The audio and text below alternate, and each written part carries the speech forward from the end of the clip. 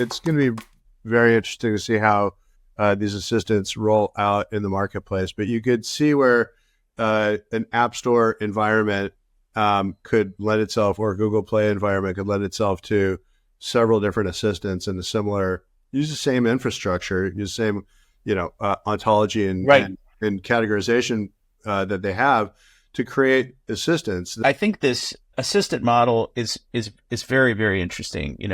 Travel assistant, work assistant, you have 3 or 4 assistants that are sort of persistent assistants, and you come back to them periodically depending on your needs. And, so your travel assistant will, I want to plan a trip to Hawaii and I need this and this and this and this. And I want it to look like this. I want to stay in this kind of general area.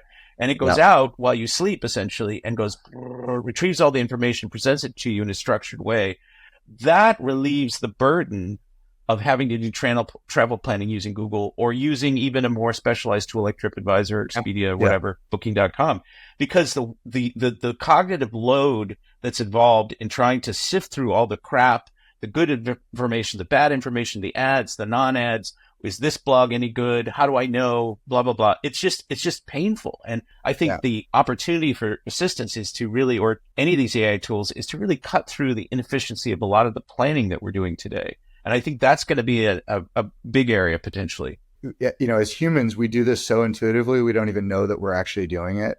But again, AI is not great at this yet. In fact, actually, I think you could make the case that you're almost better off sort of doing more expert system or algorithmic stuff for some of these planning tools, and then let the AI just sort of chime in with something and planning. Fill in the background.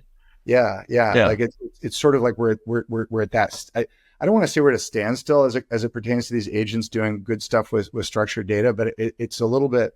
It's pretty off right now. And this is one of those things, like AI is evolving so quickly. My big question is, well, why hasn't this been solved better already, given how fast everything else is moving? Like we have AI creating complete 60-second commercials with video and audio that's quite consistent and beautiful. And we haven't fixed this structured data problem. Like it seems like an obvious thing that, given the pace of innovation, would have been solved if it could have been solved. And so I think it's going to require, something else other than the tool set we've got at our disposal right now.